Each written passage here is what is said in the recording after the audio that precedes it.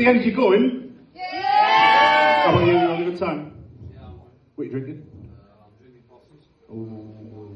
Oh, awful. I've seen them just taking it straight out the trough, putting it back in the bucket. You know, awful. I know a few of you are looking at me quite confused tonight. You're looking at me and you're thinking, fucking hell, is that Ian Sterling? Fat. I saw a couple of you nudging each other as I came in as well. You're thinking, what's he doing in Middlesbrough? I'll tell you what, tonight I am Ian Sterling, because I'm going to be going to Manjaro's later on for one of those free celebrity fucking parmos. They love it, don't they? It's all bullshit, it's all absolute bullshit. Do you think Floyd Mayweather's ever walked into Manjaro's and asked for a fucking hot shot? I don't think he ever has. Double garlic on that, mate. I don't think he ever has he? I'll tell you what, it pisses me off because I can't get Manjaro's delivered to my house. But the minute Tyson Fury picks the fucking Ford up, they're straight there, aren't they? Straight there, delivered it, straight to his caravan. I love it, it's all over social media. Here's your Parmo. I love it, don't it? Can we put it all over Facebook, please, Tyson?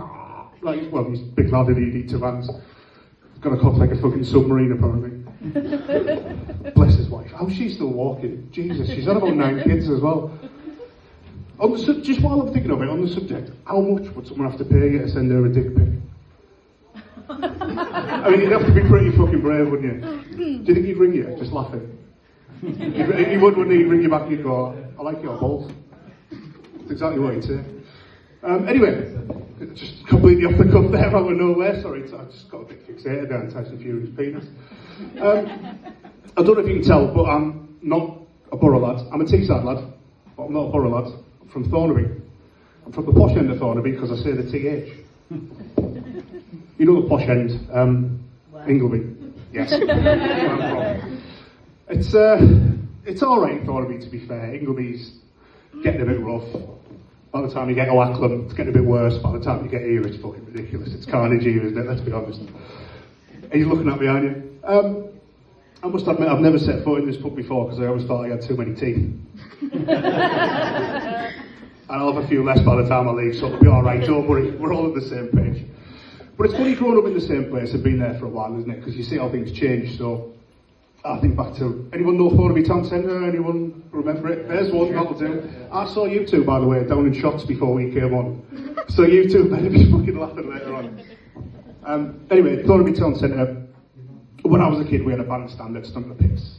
And we had a statue that looked like a big spider and kids used to climb up it. It was fucking horrific. But these days, it's a bit better, everything changes, everything gets newer. So we've got a KFC now. We've got a tanning bed. Everything's just getting deep fried. It's all just, that's how things are going this way. It's a bit weird. But some things just never change, do they? Or some things look like they change, but they don't. So I'll give you an example. Farm foods. Everyone knows farm foods, don't they, yeah? You've been, I can tell. Yeah, I can tell. All it is, it's cheap food, bright colours, fucking miserable stuff. That's all it is. It's just Netto, isn't it? That's all it is, it's just Netto, but you. Asda, anyone remember Asda?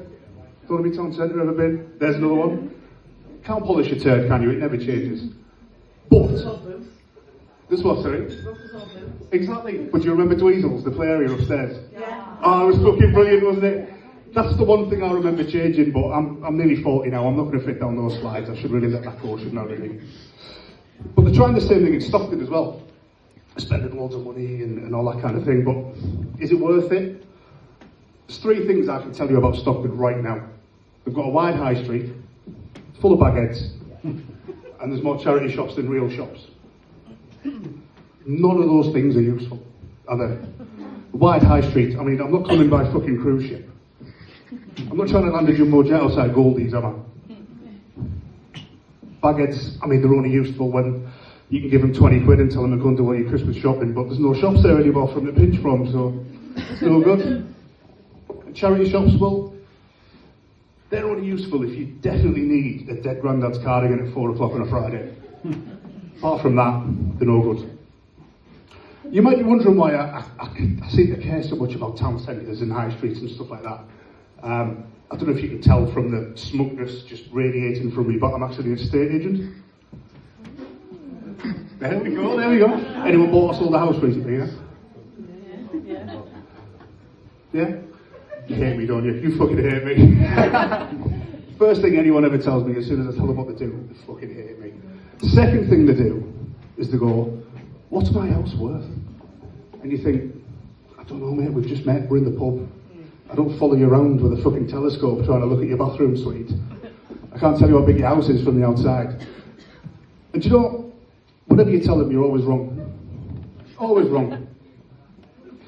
And do you know what I blame? I blame Hums Under the Hammer. I blame Dion Dublin. Did anyone watch that? Anyone? Brilliant. Nobody watches it. No one's aware of the show. Fantastic. No, it was years old. But people watch it and people think they're an expert. And they tell us we're wrong. They always do it. But can you imagine Hums Under the Hammer in Thornaby?